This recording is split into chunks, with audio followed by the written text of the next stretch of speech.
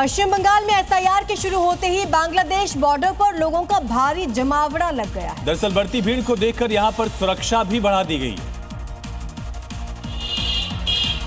SIR की प्रक्रिया शुरू होते ही पश्चिम बंगाल में भगदड़ सी मच गई है। पश्चिम बंगाल सीमा पर बांग्लादेशी नागरिकों की भीड़ लगातार बढ़ती ही जा रही है। एसआईआर के शुरू होते ही घुसपैठियों ने बांग्लादेश की ओर रुख करना शुरू कर दिया है। स्वरूपनगर थाना इलाके में हाकमीपुर चेकपोस्ट पर भारी संख्या में लोग बांग्लादेश लौटने की कोशिश कर रहे हैं। दरअसल एसआईआर के शुरू होने से अवैध तरीके से रह रहे बांग्लादेशियों को भी चिन्हित किया जा रहा है, जिससे लोग डरे हुए हैं और भारत छोड़ रहे हैं। और कोलकाता की कॉलोनी में एसआईआर प्रक्रिया शुरू होते ही गंभीर गड़बड़ियां सामने आ रही हैं। 1 लाख की आबादी में केवल 3 या 4 हजार मतदाता ही दर्ज हैं। इस अंतर को देखने के लिए घर घर जाकर अब मतदाताओं की गिनती की जा रही है।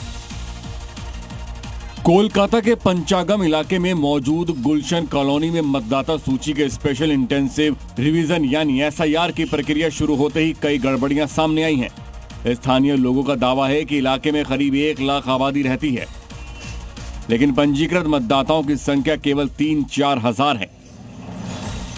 प्रशासन ने इस बड़े अंतर पर ध्यान देते हुए घर घर जाकर सत्यापन अभियान तेज कर दिया है। अधिकारियों का कहना है कि वास्तविक मतदाताओं को सूची में शामिल करना प्राथमिकता है। आगे बढ़ते हैं, दिखाते हैं आपको अलग अलग राज्यों से आई 5 बड़ी खबरें। यूपी के भदोही में काशी एक्सप्रेस ट्रेन में संदिग्ध वस्तु की सूचना पर हड़कंप मचा। इसके बाद ट्रेन को भदोही रेलवे स्टेशन पर रोका गया। रेलवे पुलिस ने करीब 3 घंटे तक ट्रेन की जांच की, हालांकि जांच में कोई संदिग्ध वस्तु नहीं मिला। उत्तर प्रदेश के गोरखपुर में शॉर्ट सर्किट के कारण एक दुकान और गोदाम में आग लग गई। घटना कैंट इलाके की चटोरी गली की है। आग के कारण लाखों रुपए का सामान जलकर खाक। आग लगने की सूचना मिलते ही दमकल की टीमें मौके पर पहुंची। कई घंटों की मशक्कत के बाद काबू पाया गया। आगरा में ताजमहल देखने आए परिवार की बच्ची उनसे बिछड़ गई। बच्ची बुरी तरह रोने लगी। आसपास के लोगों की सूचना पर पुलिस ने बच्ची को संभाला। बच्ची के माता पिता को ढूंढकर बच्ची को सुपुर्द किया। पिता ने आगरा पुलिस का आभार जाहिर किया। मध्य प्रदेश के सिवनी में खेत की जुताई के दौरान एक दर्दनाक हादसा हो गया। सालीवाड़ा गांव में खेत की जुताई कर रहा एक ट्रैक्टर बेकाबू होकर कुएं में जा गिरा। इस हादसे में ट्रैक्टर चला रहे ड्राइवर की मौके पर ही मौत हो गई। मौके पर पहुंची पुलिस ने ट्रैक्टर को और शव को कुएं से बाहर निकाला। राजस्थान के नागौर में महाराजा सूरजमल की मूर्तियों को लेकर 2 पक्षों में विवाद हो गया। मूर्ति लगाने को लेकर एक पक्ष के विरोध के बाद मामला गर्मा गया। इलाके में भारी संख्या में पुलिस की तैनाती की गई। फिर पुलिस ने दोनों पक्षों को समझा बुझाकर मामला शांत कराया। ईडी ने अल-फलाह यूनिवर्सिटी के फाउंडर जावेद अहमद सिद्दीकी को किया गिरफ्तार। घर से बरामद हुए 48 लाख रुपए, कई डिजिटल डिवाइस और अहम दस्तावेज जब्त। एनआईए की रडार पर है अल-फलाह यूनिवर्सिटी का फाउंडर जावेद सिद्दीकी। आतंकी नेटवर्क के कनेक्शन को लेकर एनआईए भी कर सकती है पूछताछ। नई सरकार के गठन से पहले बिहार में बैठकों का दौर। आज पटना में एनडीए विधायकों की होगी बैठक। कल होगा नई सरकार का शपथ ग्रहण। आज रात पटना पहुंचेंगे गृहमंत्री शाह।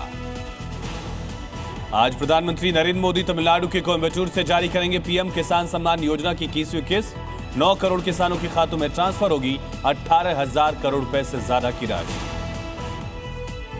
मॉस्को में भारत के विदेश मंत्री एस जयशंकर ने की रूस के राष्ट्रपति व्लादिमीर पुतिन से मुलाकात। भारत रूस शिखर सम्मेलन की तैयारी समेत वैश्विक घटनाक्रमों पर हुई चर्चा। और आज दिल्ली पहुंचेगा गैंगस्टर लॉरेंस बिश्नोई का भाई अनमोल बिश्नोई। अमेरिका से ले आया जा रहा भारत। अनमोल पर भारत के कई राज्यों में दर्ज हैं केसेस। अपराधियों को मुख्यमंत्री योगी की 2 टोक, बोले नए यूपी को अपराध कतई मंजूर नहीं। घटना के कुछ ही घंटे में अपराधी शिकंजे में होंगे और लंगड़ाते हुए दिखेंगे। संभल में आज निकाली जाएगी हरिहर पद यात्रा। सुरक्षा के बेहद कड़े इंतजाम। छावनी में बदला संभल। विवादित जामा मस्जिद इलाके की ड्रोन से निगरानी। लखनऊ के चारबाग रेलवे स्टेशन पर बरामद हुई 21 करोड़ रुपए की 3 किलो से ज्यादा हेरोइन। सामान के अंदर छिपे थे हेरोइन के पैकेट। 2 महिला गिरफ्तार। सागर में गाड़ी से बरामद हुआ 4 करोड़ रुपए का कैश। कटनी से महाराष्ट्र ले जाई जा रही थी रकम। 2 लोग हिरासत में।